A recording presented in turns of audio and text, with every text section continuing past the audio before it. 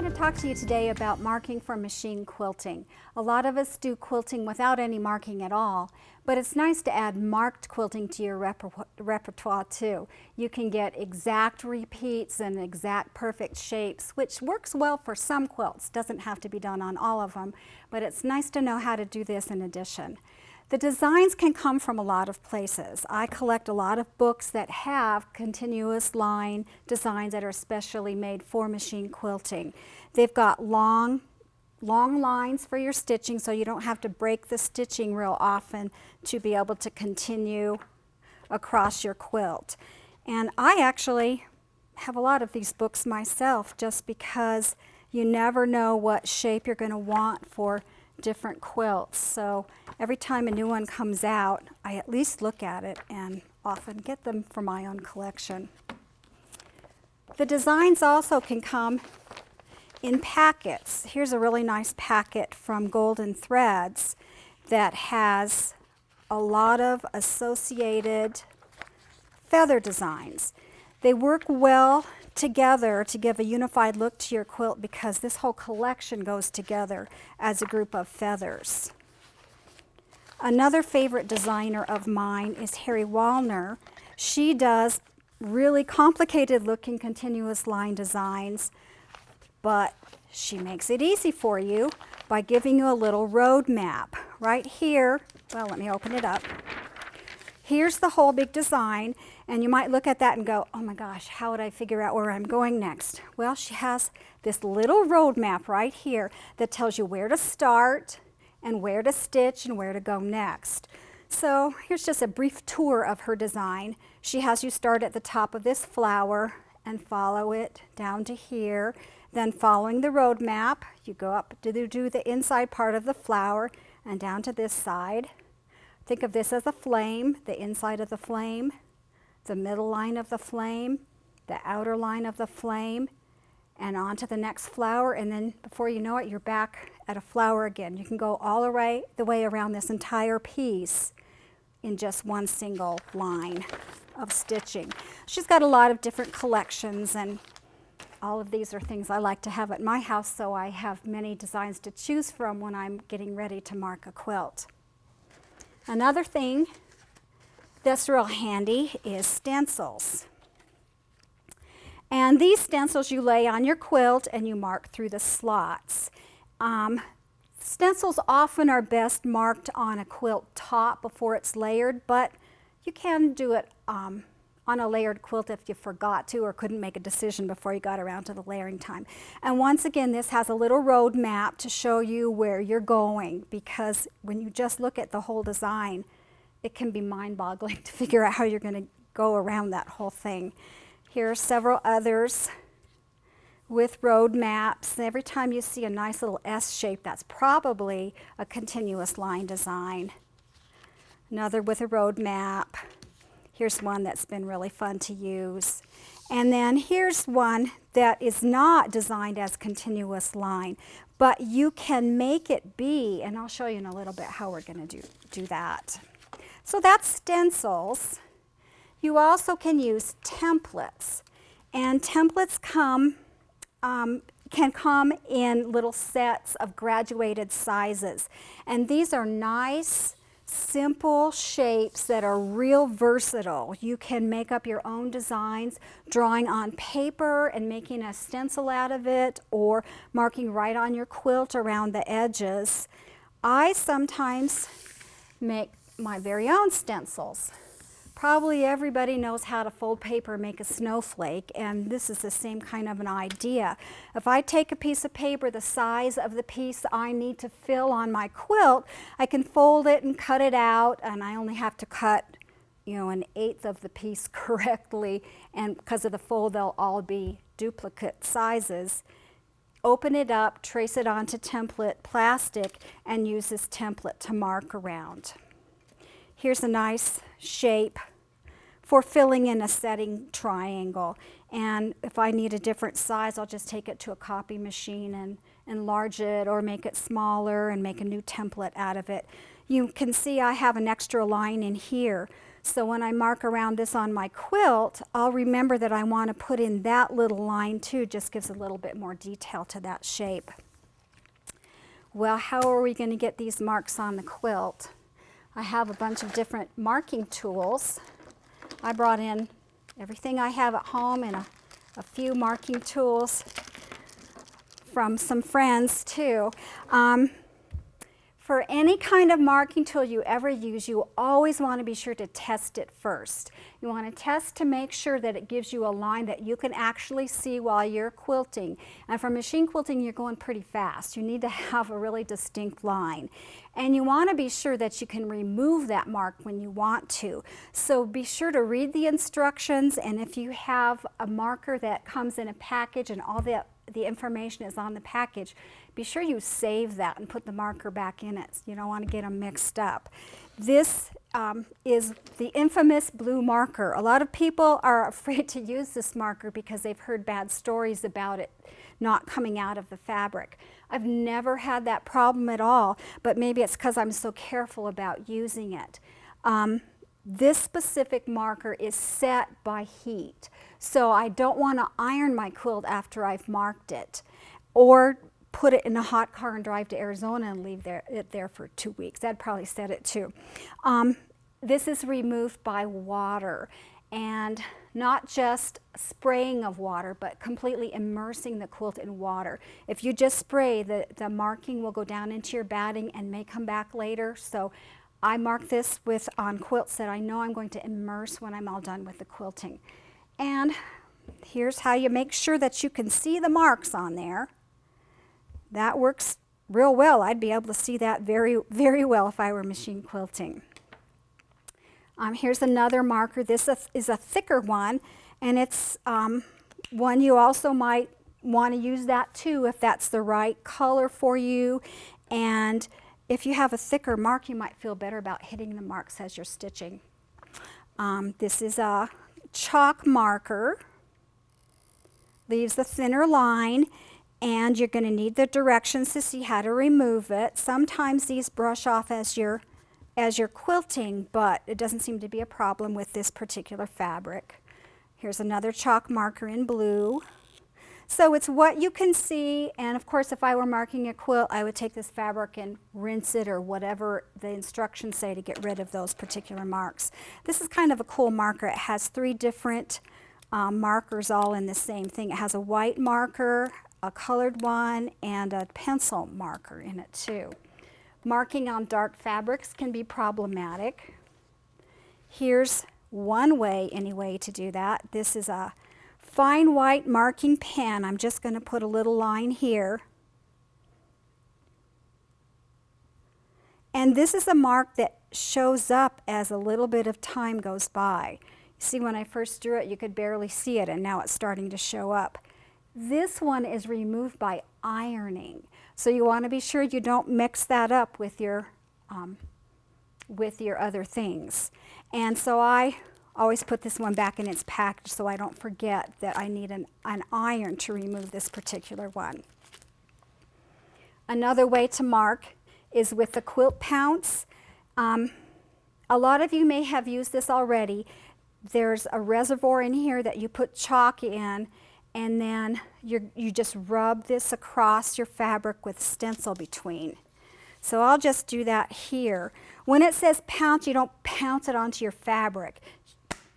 You pounce the chalk to go down into the applicator, and then you rub it across your fabric like this. And let's hope it all went through like it should. And there I have some really nice distinct lines, including other things in the stencil that I didn't really need. A nice distinct line to be able to machine quilt on. When I do machine quilting, I want to fill in those bridges so that I don't get lost at the end of the line. Let me show you a little bit on this one. If I were marking this fabric, I would probably do it with the infamous blue marker. So I like to mark in the direction that I sew. It's kind of a good way to have practice doing that continuous line. So this is a design that's not intended to be continuous, or it's not marked exactly continuous. I'm going to mark it on this piece of fabric as if it were continuous. So I'm going to start here, and I'm going to come up to where the stem is, and then you do the stem, and you're going to stitch backwards, and then you stitch, I like to do the complete curve, the gentle curve of the leaf, and then when you get to the tip, then you do the rest of the curve back to the stem and down. That might seem silly that I'm doing it, but it's going to help me remember when I'm stitching to where I backtrack and where I go next. Come up to here, here's another stem, back down to the part of the leaf, the curve of the leaf, the tip of the leaf and down, back to the stem and back, etc. And do all of that. When you take the stencil off, look at, you have all these empty spaces in between. I have seen students, and I have done it myself, stitching along, and you get to an end of a line and go, oh my gosh, how do I get from there to there? And make a really messy, ugly line. It probably sounds silly, but when your machine is going and you're thinking about stitching on the line, it's really hard when you get to a place where there is no line. So I will come along here and I'm going to fill in the lines. So I'm going to extend the stem back down to that curve, and I'm going to finish that little bit of the leaf. I'm trying to remember to do this in a continuous line. And finish the leaf and down and up along the curve, and fill in the curve up to the stem. May sound silly, but give it a try and see if it doesn't work better for you than just leaving the bridges and having possibly a wiggly, funny, ugly line where you have left a space. So that's how I mark these things. And I would continue and mark the whole row that way and fill in all the spaces, trying to remember to go in a continuous path. Another way of marking that I would like to show you is what they call, this is golden threads paper. You'll mark a design on your paper and then you stitch through it and the paper tears off. So you haven't actually put a mark on your quilt. It's really cool. This is not the same as a tissue paper. Tissue paper won't tear off as cleanly, and you'll find yourself with tweezers trying to pick out all the little bits of paper. So this is kind of how that works. You pick a design that you like and you put a piece of the paper over it and you trace around it. Once again, following the line as if you were stitching. And this is a really cool one because it's all one line. This complicated looking pattern is all just one continuous line. So I would just mark that whole thing.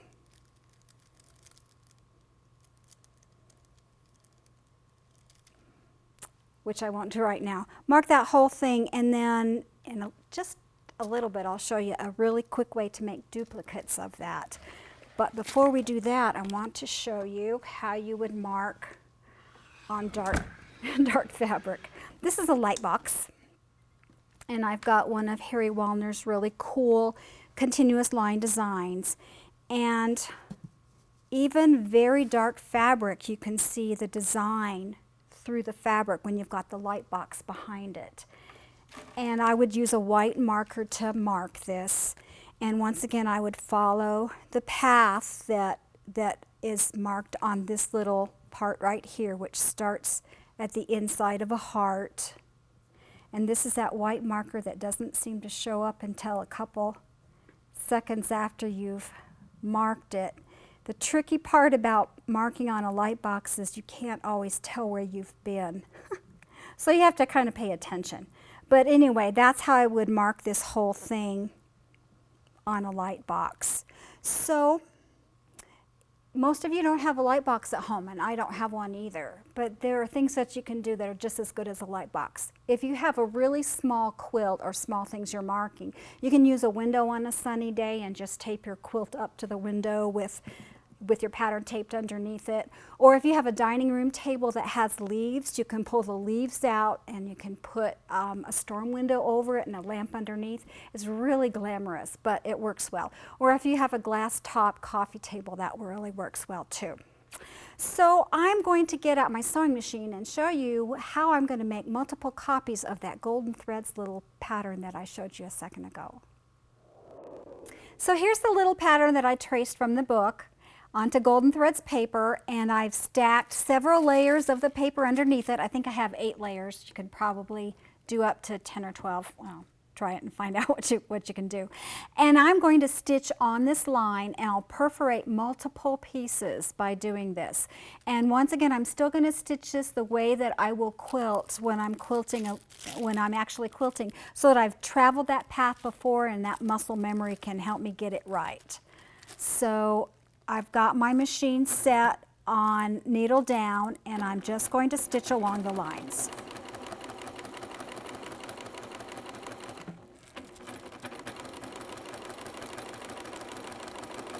Just following the pattern exactly the way that I traced it. I'm stitching this with a machine that has no thread in it because I'm just perforating. I'm just perforating the lines, and I'm not wanting them sewed together with thread. This pattern has nice gentle curves, so it's pretty easy to do.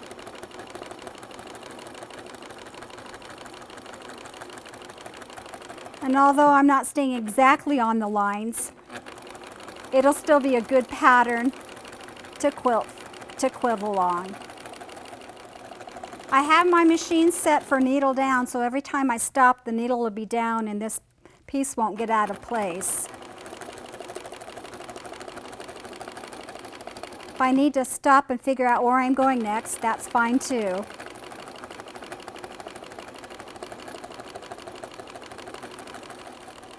Since stitching through paper can tend to dull your needle a little bit, you might want to set aside a special needle just for this, and you might want to change to a fresh needle when you are ready to actually do your quilting.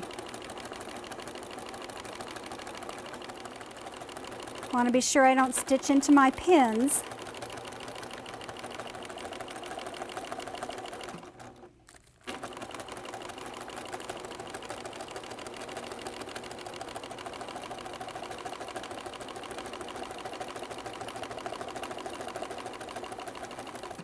Pausing at a point is a great place to stop.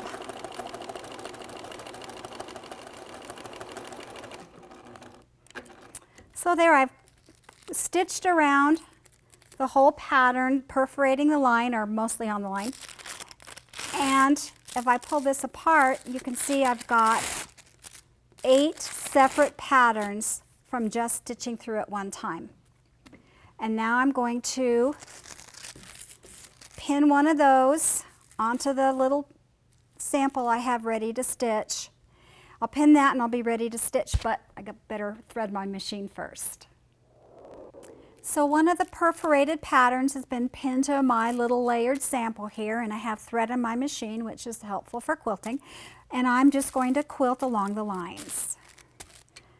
I start by taking a stitch and pulling up the bobbin, as always, so the bobbin thread doesn't get tangled, and use needle down and just stitch along the perforated lines.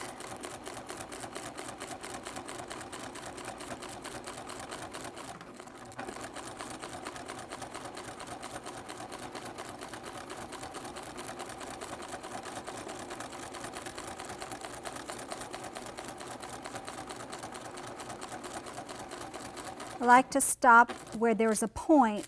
It's a good place to transition and start another shape.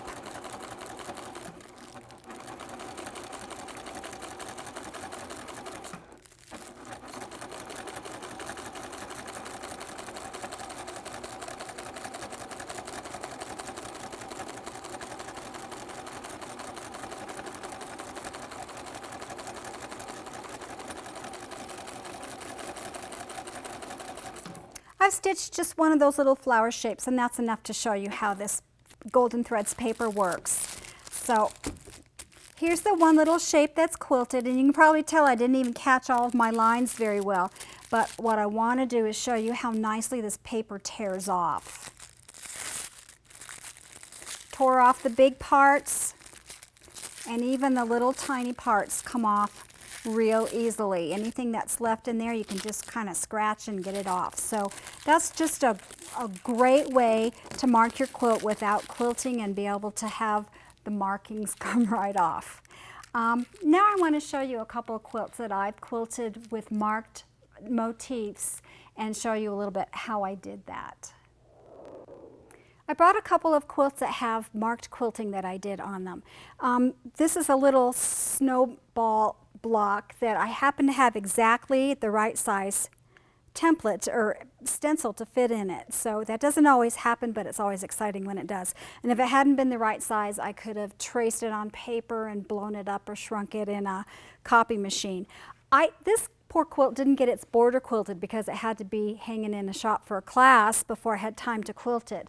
So it's probably not too late to go back and quilt it, and I pulled out a couple of templates that I'd already made from before that might work. Because there's a heart in here, it seems to make sense to put a heart in the border, and here's a little boomerang shape that I'd already cut that would work there. Or I might want to make a curl shape like this to connect the hearts. But you can see if I mark hearts and boomerangs and hearts and boomerangs, I can get a continuous line design to go around it. What I would do though is I would start from the corner and decide what I want the corner to look like, whether the hearts are going to bump into each other like this or go diagonally, and I would mark the very center of each of the borders and then mark in towards each other from there, because if I have to fiddle with the shapes a little bit, I don't want it in the corner and I don't want it exactly on the side. So that'll be an easy way to do that. The other quilt that I brought is it has a lot of squares in it and a big wide border.